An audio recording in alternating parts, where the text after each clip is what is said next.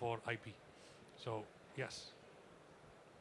You I wanted think- to add something? Yeah, I think since you mentioned the NDI and talking about standards, I think the way to think about it is SMPTE 2110 is actually a standard, right? Yes. It's a open body. Everyone can adopt it. You can download the book, read it, and implement. Other protocols, while we call them standards, they're not necessarily standards, right? So NDI requires a license. You've got SRT, you've got Dante, so you've got a lot of different, let's say, options. I think when you zoom back, from my perspective, IP is the standard, right? If you implement an IP infrastructure, whether you go 2110, you go NDI, you go SRT, you go Dante, you've got a lot of different options, but IP is the standard. And when we think about, kind of open standards, really within our industry, 2110 is pretty much it at the moment. So that's just a little bit of expansion on the standards. But I think the key is IP is the standard. That clarity is crucial for all those buyers out here and all those looking to adopt the various flavors of IP. Dante is more on audio, NDI for video and audio again, and SMPTE 2110 for transport of the IP on video over IP. So, yeah, IP is the standard. Okay, coming to Omkar, acquisition is at the heart of workflows. How is Panasonic innovating to deliver ultra-high quality capture while ensuring compatibility with evolving IP-based production chains? Thanks, Manoj, for giving us this opportunity. So in Panasonic, what we talk about is what we provide is choices. It's a choice to customer whether they want to work in baseband, whether they want to work in IP, whether they want to work in a hybrid environment, which means at the same time they can work in baseband as well as IP simultaneously. So that's why, because IP is an evolution, IP is a path where growth will come. So we are not asking any broadcaster to switch from a baseband to IP at one go. This is a milestone and a path which we will provide. Simultaneously, they can work within IP. So as well as we provide choices within IP, whether we talk about ST2110, which is an uncompressed IP, whether we talk about JPEG access, upcoming IPMX, as well as existing NDI, SRT, so all the formats, and at the same time 12G baseband is always there. So that's why we provided choices, all these choices to customer depending on their workflow, depending on their application, how they want to adopt to IP. So that is one thing which we would like to elaborate more on to, that you can visit our booth, that how we are showing all of our products which we are showcasing this time has a hybrid mode. So simultaneously you can work in a baseband environment and an IP environment. Okay, coming to Ranjit, a live contribution is a critical piece of the workflow. How are bonded cellular and IP contribution technologies transforming live news, sports and event coverage in India? So traditionally, as you know, that we used to have a lot of live content coming in from the field or from outdoor using DSNG trucks. Now, what LiveU, or for that matter, what Backpacks has done is that we are using cellular modems, we are using telecom operators, the bandwidth from telecom operators, and we've kind of made it very cost effective. So news gathering, which was initially done by DSNG because DSNG is so expensive to buy, to procure, to own, to maintain. And now you have these small backpacks which you can have like dime a dozen, you can have maybe hundreds. And there are networks which have more than that. So you can have a lot more content because now you have so many more channels and you need a lot of more content. So not just the content, but also how cost effective it is. So that is one. In terms of sports, again, there was no, I would say, for Tier 2 and Tier 3 sports, they didn't have the kind of budgets to basically produce such kind of content. But now, because we have the backpacks, because the cameras also, thankfully have become so easily available, I would say, is that we see a lot of content which is now being covered, which is regional, which is Tier 2, Tier 3. When I say Tier 2, Tier 3, it could also be at the inter-college level, inter-school level and all this, which earlier there was no way that this kind of talent would get the exposure. Why? Because you cannot show everything on TV, right? There is no monetization for it. But now digital content there's so many digital platforms where you can show. So a lot more content is being produced thanks to our backpacks, thanks to cameras which are more easily available. Coming to Straker, Aja has been deeply involved in bridging traditional broadcast with IP and cloud-based workflows. How do you see infrastructure upgrades shaping the shift from SDI to IP in this region, Asia Pac, India? Yeah, it's really interesting because I have great discussions with the customers here, and they're really thinking through some very difficult problems. And I think seamless workflow is a great topic for this discussion because that's really the discussions that I'm having with most of the customers. And so, while AJA is able to bridge a lot of those gaps, either from, baseband to baseband, like SDI to HDMI, or from baseband to IP or vice versa, we've got a lot of those kind of glue components that put things together. But again, I think zooming, back, it's a little bit ironic that probably film was the most future-proofed format. If you think about bringing it to today, you can take a film and redigitize it in 4K HDR, and it's going to look amazing, right? So when you think about what should I be shooting today to preserve or to have a seamless workflow well into the future, 4K seems like the obvious choice, but actually it may not be necessarily within reach if you don't have the budget to upgrade your entire infrastructure to 4K. So actually HDR gives the best bang for the bit, so to speak, right? So when you think about the amount of bandwidth, you think about the amount of infrastructure that needs to be changed when you shoot in HDR versus shooting in 4K, you actually get a lot more benefit, and you get a format that is actually going to be future-proof. When you look at on a scale of like 1 to 10 in terms of image quality, 1 being kind of SDR, SD, I guess, or even HD, and then, kind of at the high end, full 4K HDR, actually 1080 HD in HDR looks better than 4K SDR. And the amount of bandwidth that you're consuming with the HDR is a lot less than the 4K SDR. So it really is something that can help to future-proof, because then you can, down the road, upconvert that, and it's going to look great because you already have that color information. So I think when you think about kind of future-proofing broadcasts, you think about seamless workflows that are within reach and within budget today, especially in this market. I think HDR is worth a second look. Okay. At this stage, I would like to open the floor to the audience. Any questions from the audience to any of our panelists? Feel free to shoot any questions. Anybody from the audience? Okay. Can we have a mic there, please?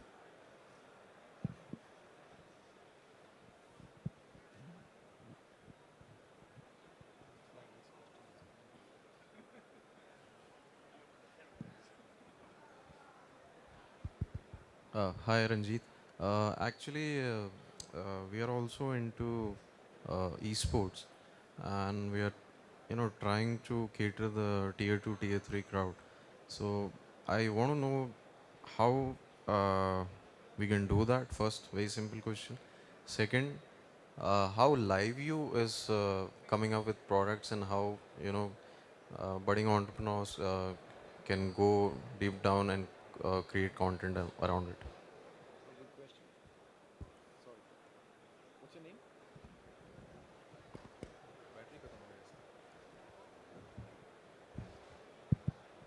What's your name? Aditya, I run a gaming company. What's the name? It's Zelox Entertainment. Okay, fantastic. Thank you for coming up with this question. I didn't think this was part of, but esports is now, it's picking up. So, have you heard of Nordwin? So Nordwin is our customer. Have you probably heard of eSky? Both the big players of India. They are Nordwin. They are both LiveU customers. Again, how they use, there's an entire workflow, and I think Andrew or Chirag over here, they'll be happy to connect with you and give you the entire workflow, because we'll have to talk a lot in detail about it. But both of them, both are the industry leaders, Nordwin as well as eSky of esports, and both are using LiveU, and we'll talk in detail about how LiveU can help you. Any other questions from the audience? Okay. Sushant, I would like to go with the rapid convergence of broadcast and IT. What role do you see for industry alliances and collaboration, in accelerating seamless workflows from capture to delivery? That is the CTO's nightmare. There are products, fortunately Panasonic helps where they're helping with hybrid solutions. But then there are those that we've had that the CTO has procured previously, which is legacy stuff that he's got. And then for the future, what is the next format he chooses? There's inputs coming in from editorial that we also want this. Distribution also wants another kind of environment. And all these formats and protocols, or I won't say standards, but flavors of the standard could clash. Now the crazy thing is that the CTO's job is to ensure that he has a seamless workflow between content acquisition all the way to content delivery. At the risk of playing spoiler, one way to do that is go to the cloud, right? Sorry, but that's one way to do it. There is the question of ROI, and that is a question you all will have to consider.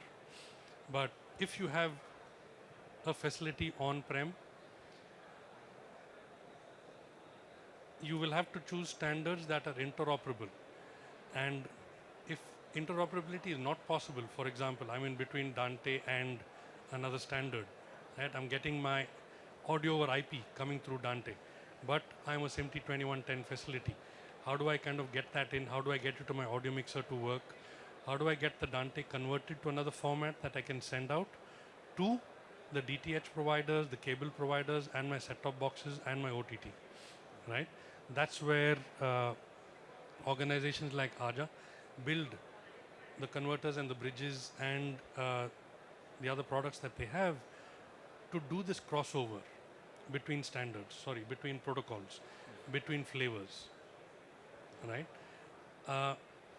But at the base of all of this, one has to see, like Straker said, you have to choose a foundational layer which is going to be future-proof, right? I'll go back again in history. I'm the only one going back in history here, given my age. But 2007, we had the opportunity of building a new television station, and we wanted it to be HD.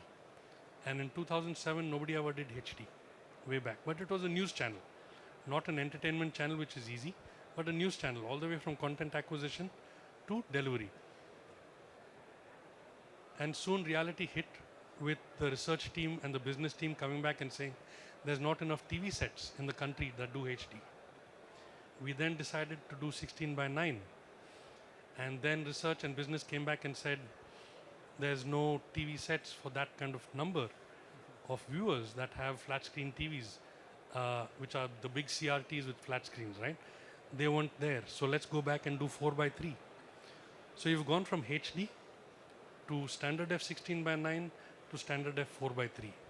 But for the sake of making it future-proof, we arrived at a mid path, which was, let's keep the entire foundation 1080i HD with stereo, but let's keep the camera, which is a HD camera, and we'll keep a safe area for 4:3. So let's shoot in HD, but the safe area will be 4:3, which will be used for production and for distribution. But the entire chain, be it the edit, the storage, the playout, the graphics, everything was HD. And then when it went to uplinking, the encoder in the transmission side, we did not enable the HD license, and therefore it went 4:3, MPEG-4, right? A few years later, after I left, the only thing that they needed to move to HD was change the end license in the encoder from standard F to high def. And that was the cost of conversion from SD to HD. Yes, there were learnings along the way through that entire year of setting up that channel. It was new for everyone, but that was because we decided that we will have a foundational layer being common, right? We chose that this is going to be the format, and around that format we chose the editing, the graphics, and the playout and everything else. And then again, on the distribution side, we chose that it is going to be, and our set-top boxes or IRDs that went out to the distribution partners were again MPEG-4, but MPEG 2 enabled, right? So if they wanted to switch tomorrow, there was no need to recall all the IRDs. All they had to do was just enable it in the PID and they were on. Same logic applies here. When you're choosing your station or when you're building a station or you're transitioning to a new, upgrading to a new platform or a new station or a new setup, choose your foundational layer. And like Straker said, a balance between 4K, affordability of 4K, and what you can afford to make it look good as 4K, maybe you could choose HD HDR as the foundational layer, which then means that your existing infrastructure, which is HD, can be upgraded slightly with HDR along the way, not too much. So your cost of upgrade, your cost of transitioning will be a lot lesser, right? So again, my underlying point is that the foundational layer has to be a single format, a single protocol that you want to use along the way. Oh, sorry, not protocol, but a single format that you want to use along the way. Stick to it. And then wherever you have to go back to standard def or come down to high def, use converters there. You want to go from, let's say, 2110 to Dante, you can do that. And therefore, those little converters will help you save a lot of this thing. So that would be my 2 cents on this. Okay, coming to you, Omkar. With hybrid events and streaming on the rise, how are you addressing the demand for versatile, future-proof AV solutions that support both broadcast and enterprise needs? Right. So as a company, our broadcast is our core. However, we do have much bigger market share in enterprise business. And reason for that, in enterprise, IP adoption is much more faster as compared to broadcast. So in IP, you'll see most of the town halls, most of the financial institutions are using Panasonic product range. So you take any multinational banks in India, whether it is Citibank, Bank of America, Dash Bank, Nextdoor, or JPMC, there are plenty of financial institutions. They all are on ST2110, as well as some of them are using NDI or SRT because they're already on IP. However, for traditional broadcast systems, we are providing this kind of hybrid platform where they can transition from baseband to IP in a sequential manner. That's what we are trying to get into. So all our solutions are where we have full IP products, which are already going in enterprise business and which is doing quite well for us. However, for broadcast, it is not as we expected. But going forward, as now industry is transitioning towards a hybrid platform, that's how we feel that another 2-3 years down the line, at least for bigger platforms, for bigger TV stations, they will move towards IP. Okay, coming to you, Ranjit. As broadcasters move towards remote production, what are the key challenges and opportunities in ensuring reliability and scalability? Good question. So, when we look at production from outdoor, LiveU is primarily outdoor production. So that's probably people don't know that. So when we look at production from outside, especially when it's live, ensuring the bandwidth is the biggest challenge. It was always the biggest challenge. Even with satellite, you cannot, because there could be a cloudy situation. It could be some change in the season or becomes rainy or stuff like that. Or sometimes we even encountered a plane coming in the line of sight and, you have those small glitches. So it's always a challenge. What we are doing now is, along with, of course, the opportunity here is that we are getting better and better in terms of our bandwidth coming from telecom operators. For example, we have the 5G, which is available in some areas. We are also now looking forward to the LEOs, Starlink, OneWeb, low Earth orbiting satellites, the bandwidth that will come, and there are more to follow. That should probably help to resolve your challenge of network coverage or bandwidth availability in remote locations, especially because, for example, if we have to cover, for example, there is a project which is being discussed, which is going to be a 8-day kind of a project over different terrains, sports. Cannot tell you the project, sorry, but how do you cover that? So do we spend a lot of money and do infra RF, or do you use LiveU, or do you use a hybrid, or maybe by that time if satellite Starlink or OneWeb can help us? So a lot of questions in terms of reliability, because we want to guarantee that it's going live, it's going to be covered, participants from many countries, so it's going to go live. And so we do a hybrid. We prefer to do a hybrid in such situations. So we will be using the cellular. We will be using probably the Starlink. We also, in some parts of the world where it's possible, we go for private 5Gs. So the operator themselves, for example, if there is a Olympics in Tokyo, so maybe Docomo, we buy the bandwidth, like say 1 TB, 2 TB, and then we ask them to put a private 5G for us, so that in terms of congestion, where there's a lot of people trying to cover, and as you must have experienced in cricket, even sending out a video or a image on WhatsApp becomes difficult. So during such times, we have our own bandwidth private 5G. We are also trying to explore network slicing.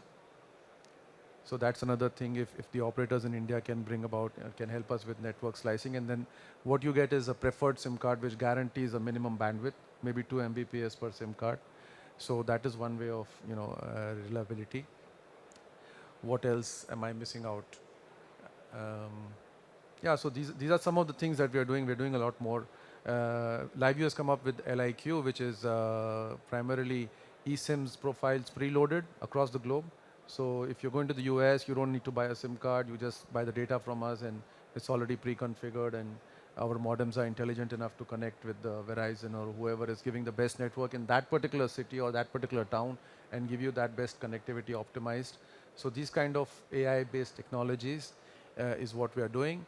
In terms of cloud, we have also now, so because he mentioned cloud, so thanks Sushant for bringing that up. We have a lot of, we're doing cloud production as well. So for that matter, Nordwin or Sky Esports is using our LiveU studio for doing the entire production on the cloud. A lot many more people who are doing that. So that's something new. So really don't need to have on-prem. Just use our backpack, send their camera along with it, or send our backpack with their camera, whichever way, and then bring it to the cloud and then do an entire production. And we also do distribution. For example, the G20, which was, DD gave us a feed and we distributed to all the channels across the world, all over IP. So yeah, so a lot more is happening, and you can easily content more and more, create more and more content. Coming to you, Straker, what role do you foresee for cloud-enabled workflows in achieving cost efficiency and creative flexibility for broadcasters? Yeah, that's always a tricky one, because the initial promise of the cloud was super exciting, and a lot of people rushed into the cloud, and then they got the bill and a bit of a sticker shock, and they're like, maybe we should bring that stuff back in-house. So I think we're now getting to a point where a lot of the media companies have figured out the right balance of what are the right functions that make sense and that are economical to move to the cloud versus the ones that we should still keep in-house. And I think over time, as the cloud gets more efficient, prices come down, bandwidth increases, I think more of those functions will eventually move to the cloud. I think the tricky thing is that when you get to the cloud, in terms of thinking about workflow, it kind of goes into this black box of sorts. Even in an IP environment, how do you troubleshoot? In a traditional broadcast environment, it's pretty straightforward. You can test the cables, you can test the connectors. You can really troubleshoot quite quickly, and it's usually pretty obvious where the problem lies. But when you get into a networked and then a cloud environment and there's problems, it's like, where to begin, right? And then you also think about the expertise that you need, right? We were talking about this earlier with a customer in our booth. The older generation is probably best suited for understanding the workflows and troubleshooting these complex scenarios, but they don't necessarily have the networking expertise. The younger guys have the network expertise, but they don't have the kind of legacy understanding of the systems and workflows. So you're going to have not only hybrid workflows, but a hybrid workforce as you bring up the younger generation and the technology catches up. But yeah, I think that's also an interesting factor is kind of how the manpower to troubleshoot these environments comes into play. You want to add something? I'll add on to what Striker said. The biggest issue what we currently face in shifting towards IP is manpower skill set. So earlier they can take out the BNC and immediately put it here. So channel at least will not go black. Now issue is those guys will lose the job if they do not know how to configure a switch. So that's why configuring a switch within their team side and skilled manpower plays a biggest role towards adoption of IP. That's why slowly and gradually how they can move using baseband and making sure that their team is trained enough that during a year or 2 years they can move fully towards IP. That's what the IP adoption will take place. That is one. The other, what as Ranjit said, bandwidth is the crucial challenge. That's why we provide different kind of protocols which comes into the picture. If it is uncompressed, ST2110. But if you want 1/10 of the bandwidth, JPEG access comes into this. If JPEG access is too big to handle, then NDI high bandwidth, then NDI or SRT. So there are various protocols available only for the application. But how do you manage within that application? That's what a truly sense lies into it. And the other thing to think about is, we were talking about this earlier, is, IT guys are like, okay, we're going to be down for 4 hours to do some upgrades and maintenance. And it's like, broadcast is like, downtime, what is that? So I think that's another thing, when you're building an IT and cloud-based infrastructure, how do you handle that downtime, right? That's another thing to consider. So on that point, we grew up, or we were taught well by our seniors. One of them is sitting here as well. One black frame on air is a slap on the face of the engineer. The system should be designed in a way that there will never be a black frame on air. How do you convince the IT guy that 1 second has 25 frames? 1 minute has 60 times that. 1 hour has 60 times that. 4 hours has 4 times that. That's not all black. I mean, what are we doing here?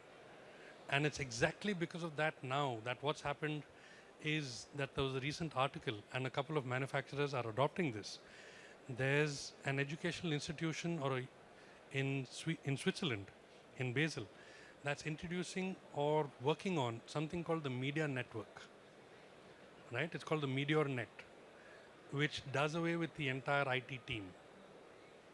It's a pure media network focused on ensuring that there's no black frame on air, and ST2110 will talk to Dante, which will talk to JPEG XS, which will talk to SRT, which will talk to any of the other stuff seamlessly. Because this is where the transition is going. We've done with SDI to IP. We are already on IP now. Now we're taking it to the next level for ensuring, or they are doing it to ensure stability for the future. And look at the bandwidths we were talking about. I mean, when it was standard definition, it was 25 megabit per second. Right now, with high definition, we were doing 50 megabit per second if we were cost effective. But then there are those who want it at 100 megabit per second on high def. And 4K would be a good 2 times that, 3 times that, right? So all that bandwidth has to flow and seamlessly and simultaneously across different departments. The audio guys are going to look at the video and do their audio post-production.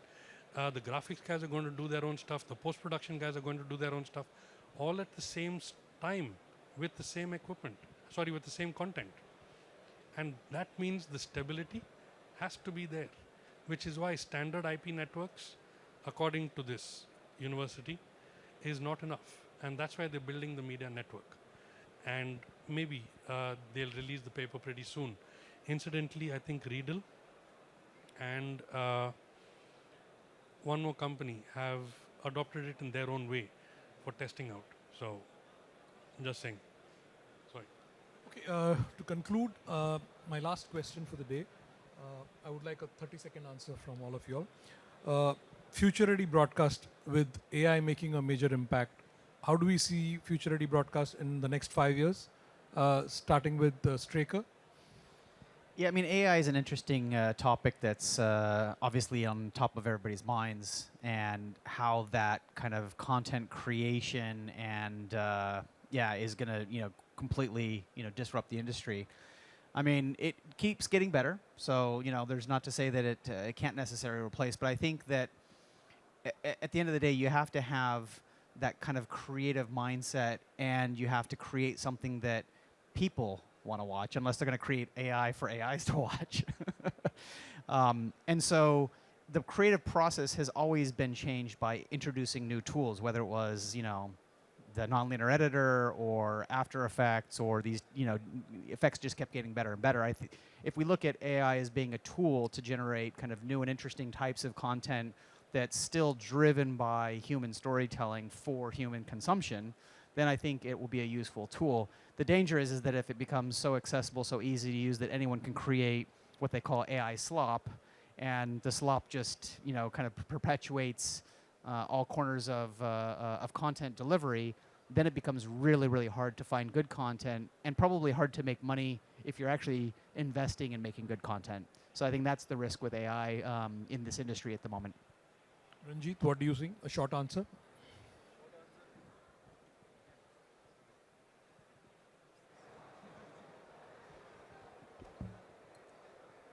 I think this one's better.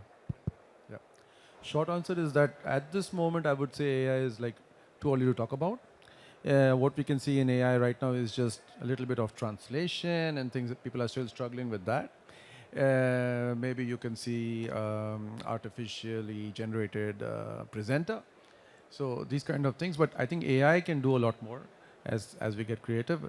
From what LiveU is doing is we are trying to bring in AI into our automatic, I would say, the way we loop on to the operators. So because we've been into existence for so many years, and because we, so prevalent that almost 80% of the broadcasters are using LiveU. So we have the history of, which networks work well in which regions. So we are probably, what we can do is we can, or what we are rather doing in the Western worlds, in US and some parts of America, is that we have the data. So if I have to go now to, let's say, any town or Chicago, let's say I have to cover something, I know because of history which networks will be the best over there. So using that automatically, and I have eSIMs. Remember, I just talked about eSIMs. So automatically I will start with that, and then I will keep testing. I will keep pinging the networks and will tweak my optimization of the best bandwidth over, I would say, on the move, on the fly. So what happens right now is we send somebody half an hour before the show, before the event. We insert the SIM cards. We decide which one is giving the best bandwidth. We try to configure accordingly, and then we use the best bandwidth possible. But this all will now switch from manual to AI. So that itself becomes very easy for ease of use and user friendly. So this is one of the examples I have. But I think mostly what I'm seeing right now when I go around, we talk about AI, even here, even in IBC, was not something which is very, I would say something which has blown my mind or something. So it's too early to talk about AI. I don't know if... So in a nutshell, what I'll say, AI is a tool how this content can be created much more efficiently. So what we have is based on tracking, cameras can track a particular gentleman. It is much more easier to do framing. It will do auto framing. There is no need of a cameraman, which will do focus, RS, zoom, even based on different lighting conditions. Camera will do all the balance on its own. So that's why there is a fine line between efficiency improvement using AI as well as making sure that manpower reduction. So that's why in Europe, we can say that yes, manpower reduction is the key point because it's too expensive. So that's why they want to switch on to more efficient operations so that they can reduce the headcount and can do in a much more simpler way. While here I'll talk about it's much more creative ways how we can use AI to build up more content. So that's my take on it. All of you all are talking about AI content creation. In India, we've got 50 years of content in 20 plus languages, right? COVID taught us that if we can't generate content fresh, we go back to our archives. AI can help us in our archives with enriching metadata down to the frame level, down to objects, faces, emotions, actions there. And for me, if I want 5 years from now, future of broadcast is going to be smart retrieve. And I spoke about it briefly yesterday, where I want to see, as a James Bond fan, I want to see all the car chase sequences of only Aston Martin cars in all the James Bond movies from 1 to 26, right? Only. And I want it now, and here's my money to pay for it. Or for all the movie buffs that are Hindi movie buffs, I want to see Rajesh Khanna in green pants with Hema Malini in a pink sari singing songs in the rain, holding a rose from 1975 to 1980. That is where the content, where AI is getting, will be used or should be used and is being used today to create highlights of existing content. I differ from Ranjit where he says AI is not here yet. I know for a fact that promos now are being created from, let's say, a 3-hour shoot with AI, and they're coming up with 10 versions. The heroine version of the promos, the hero version of the promos, the villain version of the promos, or let's say somebody else's version of the promos. And multiples are then being given to the creative department to choose what works best for them on what platform. So AI is here, and AI is only going to get better. And the faster we start digitizing our content and enriching its metadata down to the minutest level, it's going to help the content owner. And that is where the money is going to come from. I'm sure fantasies are also going to get more exciting with AI coming into play. So on that note, I would like to thank all the speakers on the dais. Thank you for taking time and participating in this very engaging session. Thank you very much.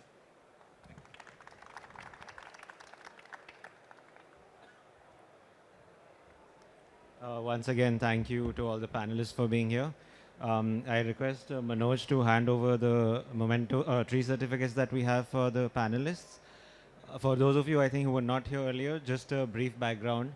What we're giving to the speakers is in line with our goals of sustainability. So instead of giving something like a memento, which is probably going to end up in trash or somebody just going to not use it, we have something called a tree certificate. So basically, on behalf of each of the panelists who are here, we're going to be planting a tree on their behalf because we work with an organization called Grow Trees, which has multiple projects across the country. This particular project is trees for tigers in the Sundarbans. And the certificate actually has a digital tracking ID. So if you go to the website, you can actually track where your tree is planted. Yeah, and the certificate itself is also made from recycled paper. Yeah.